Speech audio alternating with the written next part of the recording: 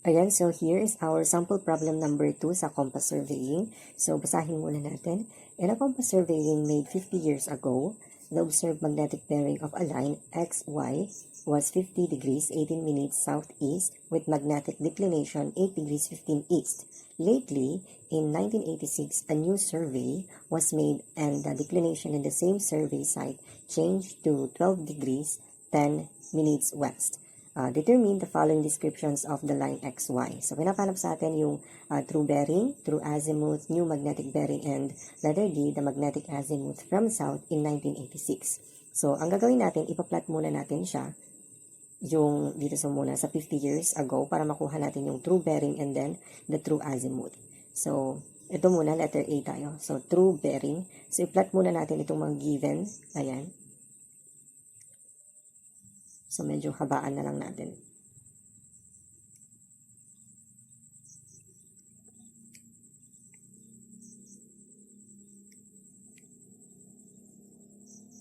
Ayan, extend lang natin konti. So, this is the north natin or the true north, and then south, and then west, and then the east. So, i-plot muna natin ito. Yung magnetic declination natin is 8 degrees 15 minutes east. So, dito. So, palitan lang natin ang kulay. So, let's say white. So, dito, ito yung mga ating magnetic declination. So, ito yung ito. So, 8, let's say, ano lang, so, theta. So, theta na lang atin. So, let theta na lang natin ito. 8 degrees 15 minutes east. Wait lang, natanggal. Tanggal yun. Ayusin lang natin ko.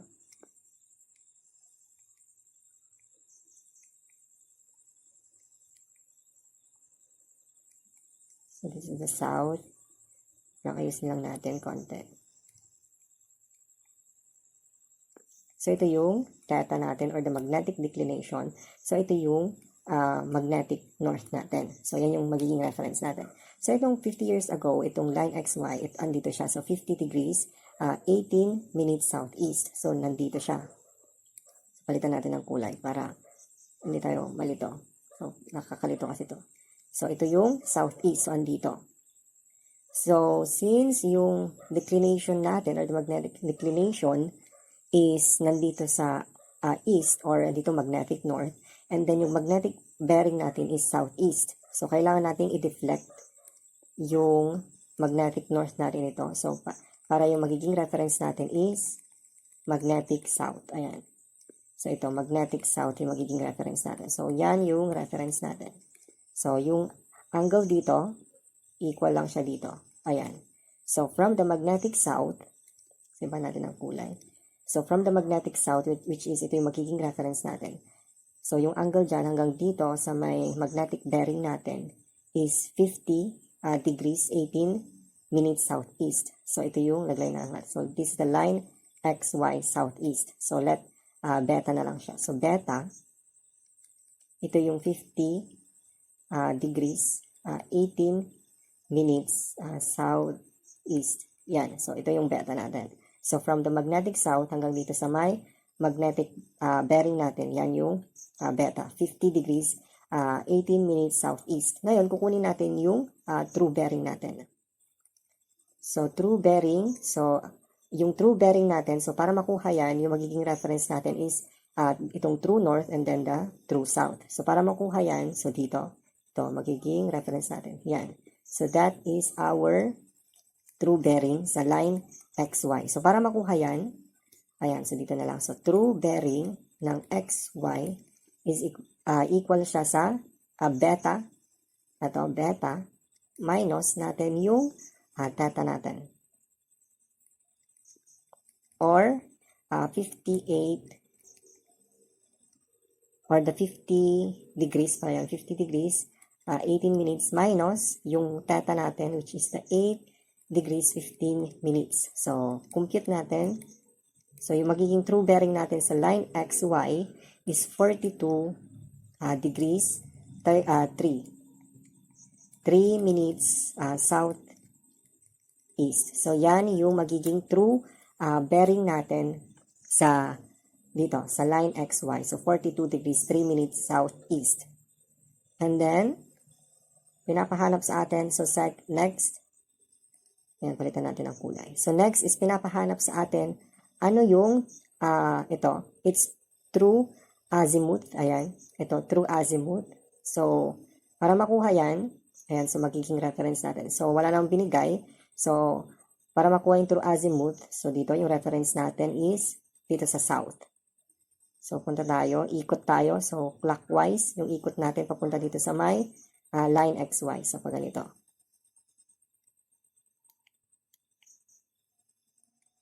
Damaan nyo dito. Ulit. So, dito. Ganyan, hanggang dyan. So, yan yung magiging true azimuth natin sa line XY. So, para makuha yan, so dito na lang. So, true azimuth ng XY is equal to, so ilang quadrant yung natamaan natin? So 1, 2, 3, 4, so 4, so 360 degrees. And then, from dito, ayan, so para makuha yan, so minus yung true bearing ng XY. So minus true bearing ng XY. So compute, so 360 minus ito, 42 degrees, 3 and 3 minutes. So ilan yan? So 317 degrees, 57 minutes from south. So, yan yung true azimuth natin. Ayan, 50 years ago. So, next tayo. So, next is ito, letter C na tayo. So, magnetic bearing and magnetic azimuth. So, i-draw ulit natin. So, meron tayong condition dito. So, in 1986, ayan, so 1986 na tayo. So, at 1986. Ayan. So, i-plot ulit natin.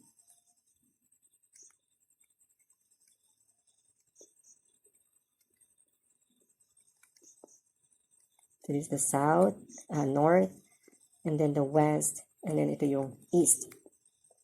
So, new survey made and the declination this same survey site changed to 12 degrees, 10 minutes west. So, i-plot natin. So, dito na sa west. Andito. So, palitan lang natin ang kulay. Say, white na lang. Ayan. So, yung magnetic declination natin. So, ito yung second na magnetic declination natin. So, ito. So, this is the theta 2. Yan. So, 12 degrees, 10 minutes west. So, yan yung bagong declination natin. And then, pinapahanap sa atin, ano yung new magnetic bearing natin. So, di ba yung bearing natin is andito. So,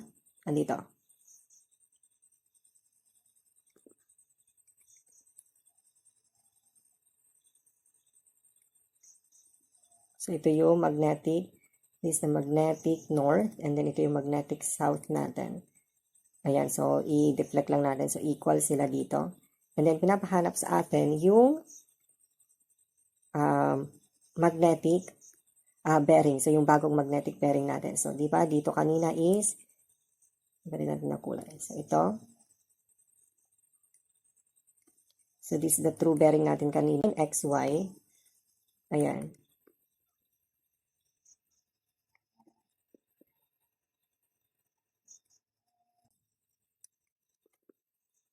So, yung true bearing natin, ito. This is the line XY. And then, ito yung true bearing ng line XY. So, pinapahanap sa atin, ano daw yung bagong magnetic bearing. Ito. Ng line XY. So, para makuha yan,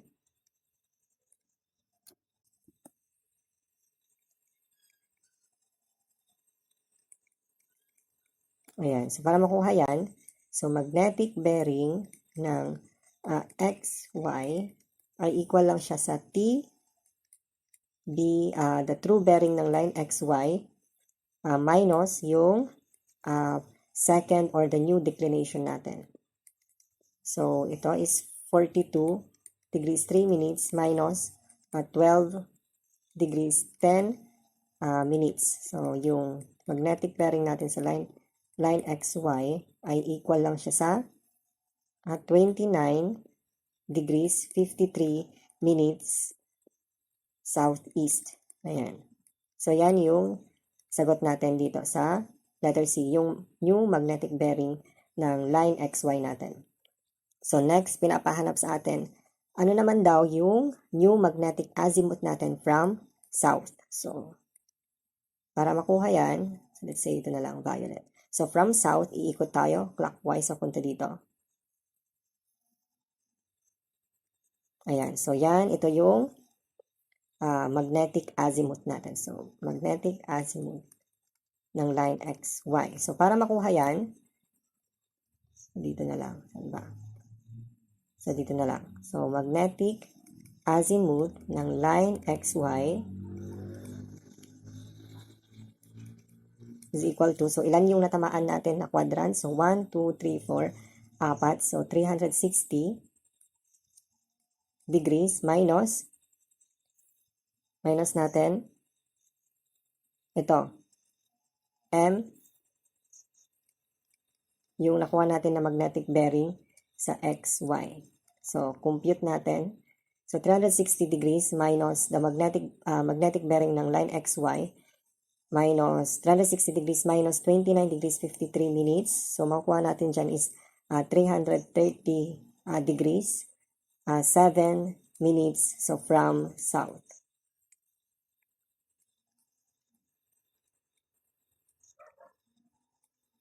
So, yan yung answer natin. So, yan yung magnetic azimuth natin from south in 1986. So, 330 degrees 7 minutes from south. So, yan yung sample problem natin. So, yan yung mga answer natin for sample problem number 2 sa compass surveying.